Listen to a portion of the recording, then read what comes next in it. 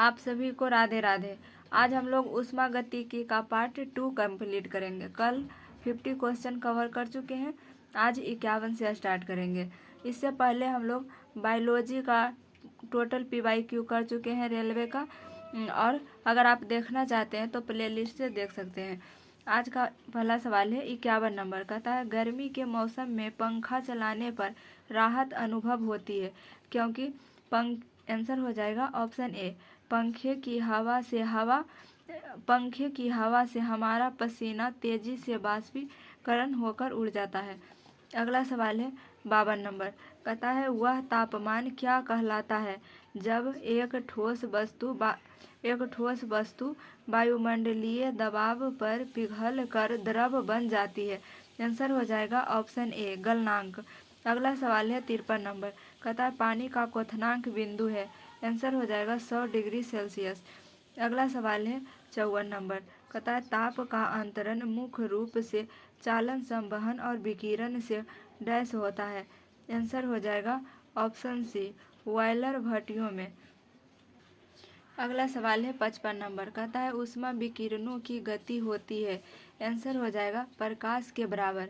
अगला सवाल है 56 नंबर, कहता है जिस तापमान पर तरल अपनी तरल अवस्था से ठोस अवस्था में परिवर्तित होता है उसे डैश कहा जाता है। आंसर हो जाएगा हिमांक बिंदु। अगला सवाल है 57 नंबर, कहता है किसी तरल की समान मात्रा के लिए निम्नलिखित में से किस प्रक्रिया की गति सबसे धीमी होगी। आंसर हो जाएगा बाष्पीकरण। अगला सवाल है 58 नंबर, कहता है गर्मी सीधे डैश से संदर्भित नहीं होती। आंसर हो जाएगा थर्मल ऊर्जा का मापन।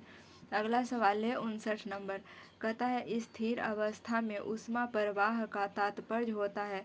आंसर हो जाएगा ऑप्शन सी, ऊष्मा प्रवाह की दर स्थिर हो या ऊष्मा प्रवाह समय पर आधारित न हो। अगला सवाल है 60 नंबर, कहता है कि ऊष्मागतिकी का प्रथम नियम किस अवधारणा की पुष्टि करता है। आंसर हो जाएगा ऊर्जा संरक्षण। अगला सवाल है 61 नंबर, कहता है शरीर में पसीना सबसे अधिक कब निकलता है। आंसर होगा ऑप्शन बी, जब तापक्रम अधिक और हवा आर्द्र हो।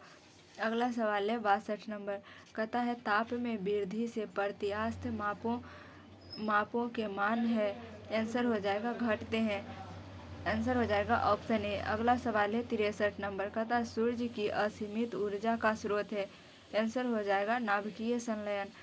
अगला सवाल है 64 नंबर, कहता है चित्र में गर्म पानी के बॉयलर का सेक्शन दिखाया गया है। गर्म पानी आउटलेट ई से बाहर निकलता है तो ठंडा पानी कहाँ से अंदर प्रवेश करना चाहिए।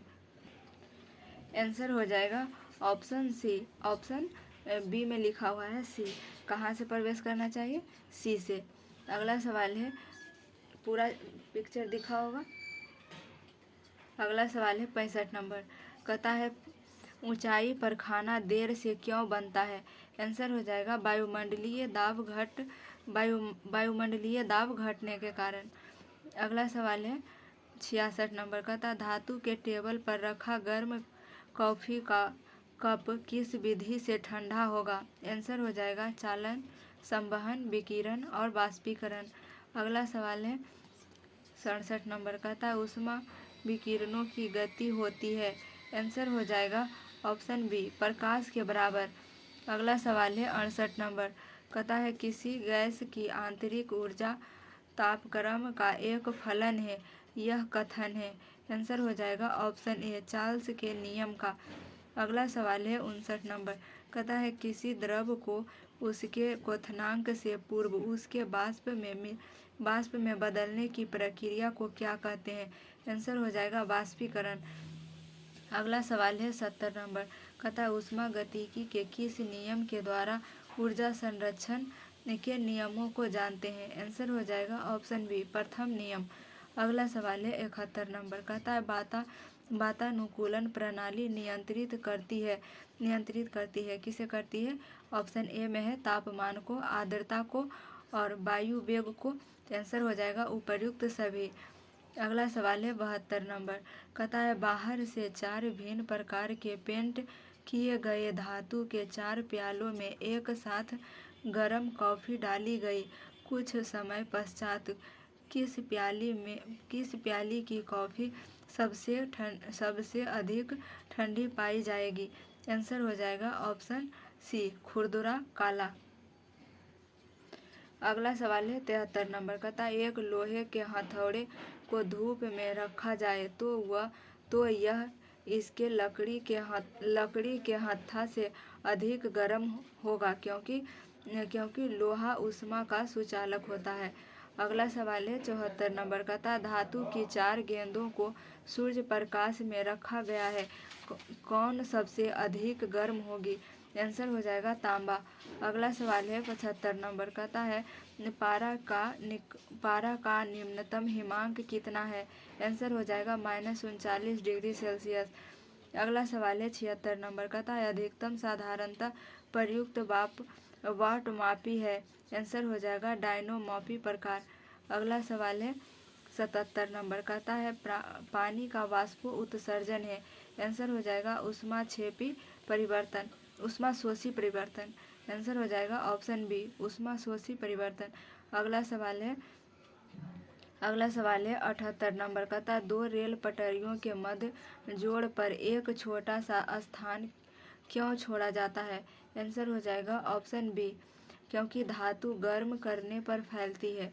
अगला सवाल है 79 नंबर का। 2000 ग्राम पानी के तापमान को 10 डिग्री सेल्सियस से 50 डिग्री सेल्सियस तक बढ़ाने के लिए आवश्यक ऊष्मा की मात्रा है?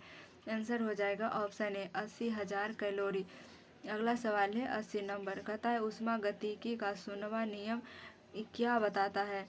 आंसर हो जाएगा ऑप्शन डी, जब 2 प्राणियों तीसरी प्रणाली के साथ ऊष्मा संतुलन में है तो वे एक दूसरे के साथ ऊष्मा संतुलन में होती है।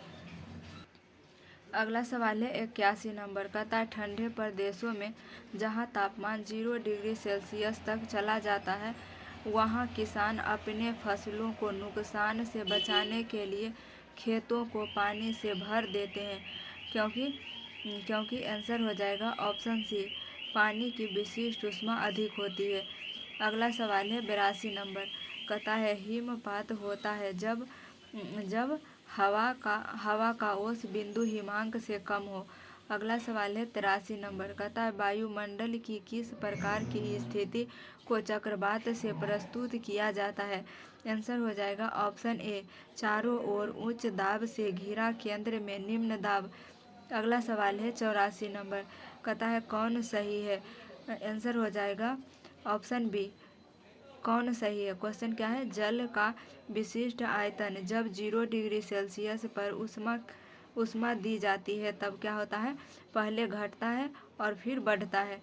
अगला सवाल है 85 नंबर का। प्रेशर कुकर में भोजन जल्दी पकता है क्योंकि क्या होता है? पानी का क्वथनांक बढ़ जाता है। क्यों खाना जल्दी पकता है? क्योंकि पानी का क्वथनांक बढ़ जाता है।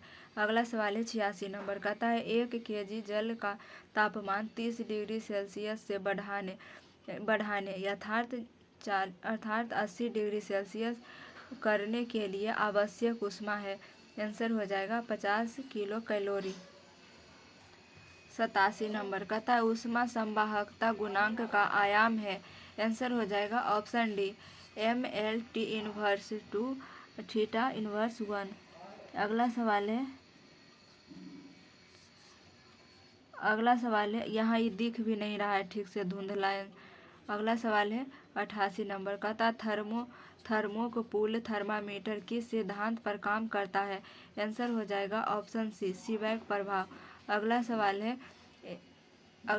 है 89 नंबर का था, गर्मियों में सफ़ेद कपड़े पहने जाते हैं क्योंकि? आंसर हो जाएगा ऑप्शन बी, सफ़ेद कपड़े ऊष्मा के अच्छे परावर्तक होते हैं।